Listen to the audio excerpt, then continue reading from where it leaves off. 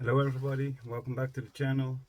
Today I'm gonna explain how and why I did my engine change for my MG ZS. Stay tuned. Well, let me show you all the parts that I found were different from the ZS.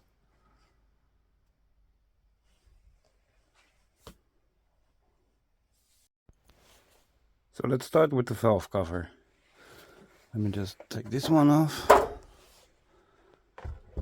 so we can compare them. As you can already see, there are some small and some big differences. Big difference: camshaft sensor is not included in the MGF. Also, the breather pipes are in different locations. But when I was doing the engine swap, the only thing I was worried about was if I could put the sensor, the camshaft sensor in. But when I took the valve cover off, I saw this hole in the gasket. So I was really a little bit lucky, I thought. Because this is on the camshaft. We call it the reluctor wheel, and this is where the sensor picks up where the cam is located. And I think it's really weird that this one has the reluctor wheel, but it does have the type 1 ignition system like this. So this is just a rotor and cap with an external coil that's mounted on the back of the engine. This is a little rotor wheel cap, rotor, I don't know. It's on the side of the engine on the camshaft. This is bolted to the engine, to the head, like this. And then this goes inside here on the camshaft. This goes over. This gives the spark, and this gives the timing when it has a spark on which cylinder. Now the Type 2 engines have a coil on plug with wasted spark. So there's a coil here and here, and that has one of those. It goes from first to fourth and second to third.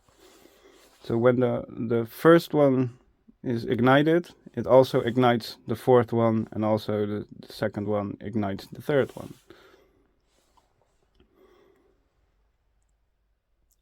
So there's also a difference in cover. This cover just goes like this, and the other one has a cover that covers this complete piece, and that I will show you in the next clip when I take you over to the car.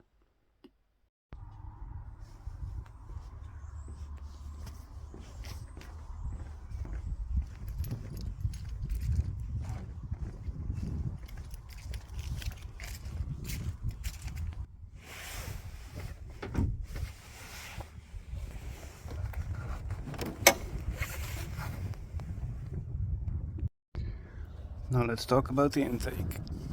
The intake is also different. This is the one that I got with the engine I bought. The biggest difference: there's no map sensor. The old one is working with the intake temp sensor. Also the injectors are different.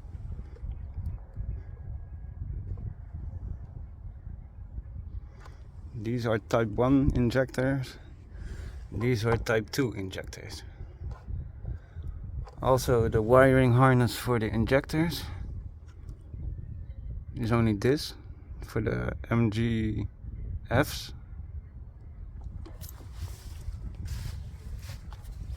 And this is the multi-plug for the injectors and the coils, and the camshaft sensor.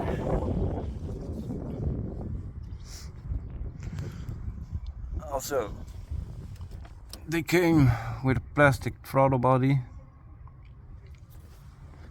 I already upgraded to a 52mm. So this is the biggest stock throttle body you can get for these cars. And this is where the distributor went. Yeah, I know, I still have to cut this off.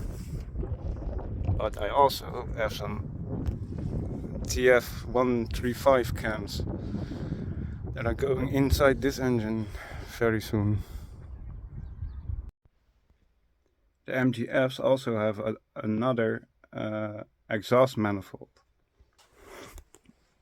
The MGFs and TFs have a 4x1, 4x2x1. I don't have the downpipe, so it would be two pipes connected, going into one and then going into the exhaust. The MG ZR, ZS and ZT all have a 4x1. They collect also right here and then just go to the catalytic converter here and then go under the car into the other catalytic converter. And that would be the differences in exhaust manifolds.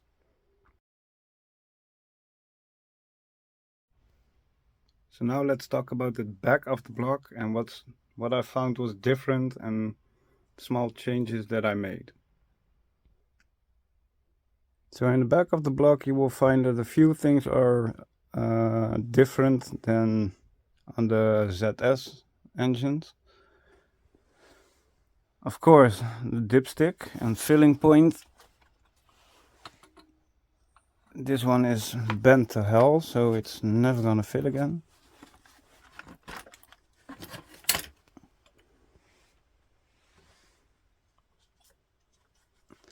So you will need another dipstick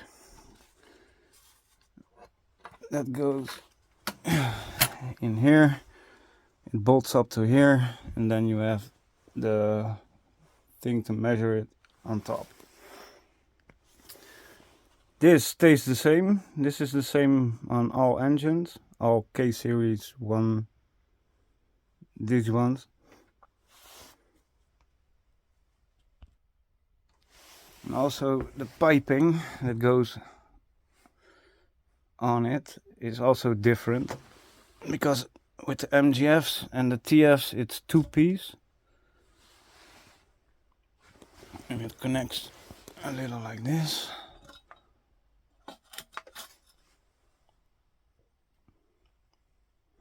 The MGZS only has the big pipe, the back one. The small pipe is for the heater matrix, for the heater inside the car. But I wanted to modify this one, but I found out this nipple we have to have on the big pipe. On the original ZS and ZRs, there's this nipple is on this pipe,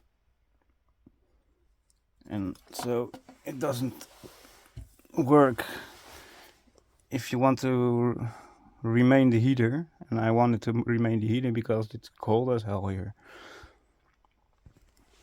Also, the last little small thing I found out when I was already putting the engine inside the car, this mount that goes underneath here,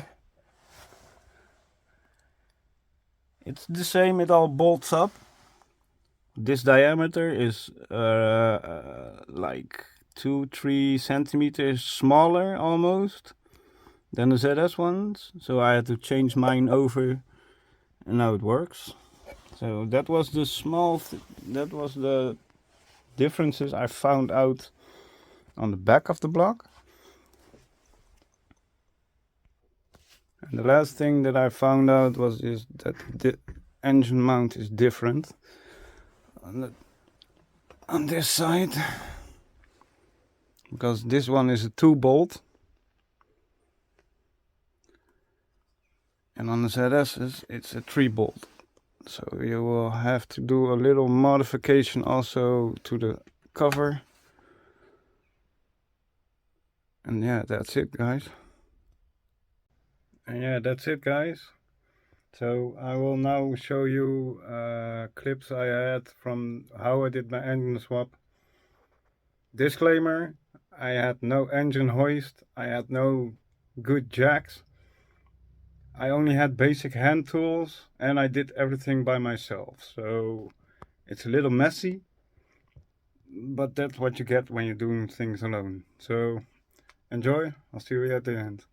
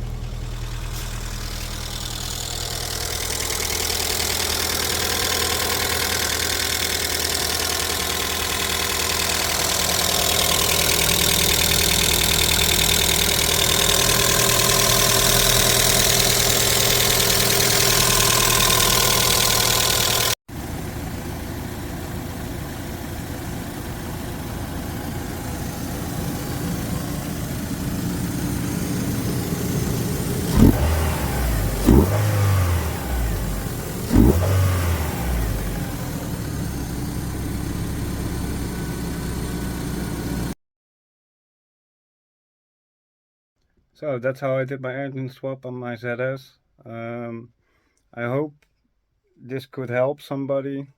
I hope. So on to the next episode, and I'll see you in the next one.